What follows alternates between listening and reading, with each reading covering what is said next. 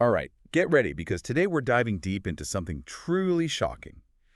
A guide for building a Stormweaver Sorceress in Path of Exile 2. Oh, yeah. I know you're out there wanting to unleash some serious elemental power in the game, Yeah. and this build promises to do just that. It really does. This is a really fun one. So let's get right into it. Yeah, let's break it down. The guide starts by highlighting the Stormweaver Ascendancy class. Right. Now, I know a bit about Ascendancy classes in general, but what makes Stormweaver stand out?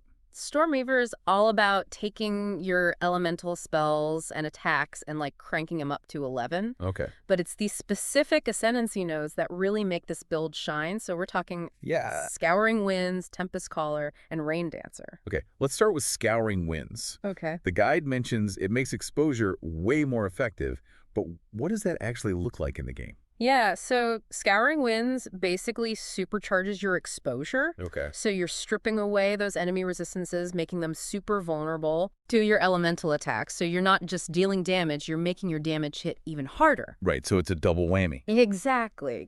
That's a layer of strategy I hadn't thought of before. Yeah. Now let's talk about Tempest Caller. Okay.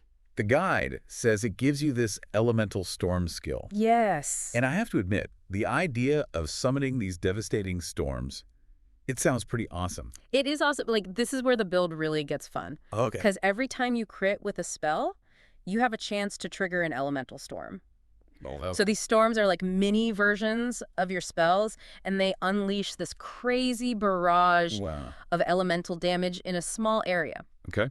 And the best part is, they benefit from all your damage modifiers and can even inflict ailments like shock and ignite. So basically every crit is like a mini nuke going off. It is. That's amazing. And then on top of that, we've got Rain Dancer, Okay. which cuts the cooldown of elemental storms way down. Oh, no. So you can be triggering them constantly. Okay, so we've got the Ascendancy nodes, You're right. and we're already seeing some serious destructive potential here. Definitely. But a storm needs fuel, right? It does.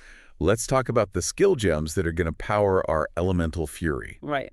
This guide has a pretty big list, so where do we even start? Let's start with the core gems that make this build tick. Yeah. For single target damage, you can't go wrong with Lightning Bolt. Okay, a classic. Yeah, it's fast, it's reliable, Right. and it packs a punch. For sure. Now, if you're facing a horde of enemies, Arc is going to be your best friend. I do love a good arc spell. Right, it chains between enemies. Right. Clearing out entire packs with shocking, pun intended, efficiency. I see what you did there. All right. So we've got single target, we've got area of effect. Yeah. What about sustained damage over time?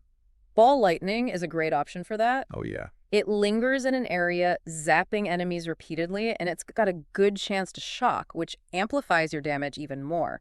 So we've got lightning covered. What about fire and cold spells? Yeah, for fire damage over a wide area, we've got Firestorm. Oh, It's like a fiery rain of destruction, setting enemies ablaze. I love it. And it sets them up for even bigger elemental storms with those ignites. Oh, very nice. For cold damage, we've got Comet. Okay. This spell unleashes a massive icy projectile that deals heavy damage Right. and can freeze enemies solid. All right, so we've got a whole spectrum of elemental devastation covered. We do. But these are just our primary spells, right? Right. The guide also mentions utility and support spells. It does, yeah. So what are we using to really enhance those primary attacks? To boost our fire spells, we'll use flammability. Okay. It reduces enemy fire resistance, making those flames burn even hotter. Right. And for cold damage, we've got Frost Bomb. Yeah. It chills enemies, which not only increases your cold damage, but also helps trigger more elemental storms. Well, very clever. So, yeah, we're creating a perfect storm of elemental chaos here. I love it. And I think it's time we look at the support gems. Yeah, let's see what kind of magic we can work with those. All right, let's dive in. Okay, so let's jump into those support gems. Yes. These are going to be the things that really make our build come together. Yeah. So first up, we got to make those elemental spells hit as hard as possible. Okay. So added lightning damage, added fire damage, added cold damage. Right. These are pretty straightforward. They just boost the damage. Yep. Simple but effective. Exactly. Okay. What about making the casting itself more, I don't know, powerful or interesting? Well, for that, Spell Echo is going to be your best friend. Okay. It repeats your spell casts, so you're essentially doubling your damage and coverage. That's cool, especially for spells like Arc and Lightning Bolt. Oh, yeah, it gets really crazy with those chain lightning effects. I bet. Now, remember how we talked about Scouring Winds and how it reduces enemy resistances? Yeah. That means we can focus more on raw damage, and that's where Controlled Destruction comes in.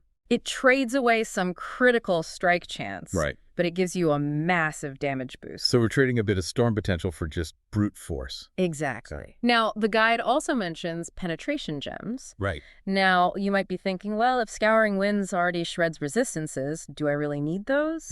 Yeah, good point. But some enemies, they have really high resistances. Okay. And penetration gems let you basically ignore a chunk of those resistances. So it's like a safety net to make sure our spells are always hitting hard. Exactly. Oh. And then we've got Ignite Proliferation. Ooh, that one sounds fun.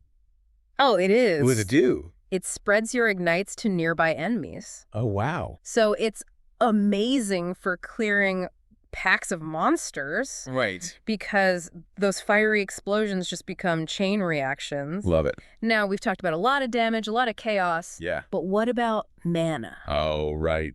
Got to keep those spells flowing. That's where Arcane Surge comes in. Right. It gives you a burst of mana regeneration and increased cast speed whenever you hit a certain mana threshold. Nice. So it keeps things running smoothly. Exactly. All right. So it sounds like we've got a pretty solid setup with these support gems. I think so.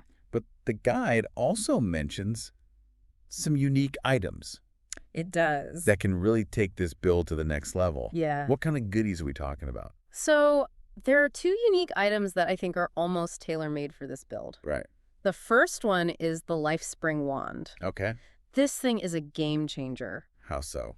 It not only boosts your spell damage, Okay. but it also gives you life recovery based on the damage you deal. So we're hurting them and healing ourselves at the same time. You got it. I like that. It's perfect for this aggressive playstyle. Yeah, that is very cool. The other one is the Widow's Heart bow. A bow? I know, it sounds weird to include a bow in a spellcaster build, right? Yeah. But this bow has a unique synergy. Okay. It drastically increases the shock damage you deal with Lightning Arrow. Okay. So imagine this. You use Lightning Arrow to apply this massive shock, Right. and then you hit them with your big spells. Oh, that's clever. Yeah, it's like a 1-2 punch. I like it. So we're using a bow skill to set up our spells. Exactly. Very cool. All right, so we've talked about gear. Yeah. We've talked about gems. Yeah. Now let's talk about attributes. Oh. The guide mentions intelligence being important, which makes sense for a spellcaster, Right. but it also mentions dexterity. Yeah. Why do we need dexterity? Yeah. So we need dexterity primarily for the gem requirements, Okay. especially if we're using Lightning Arrow. Right.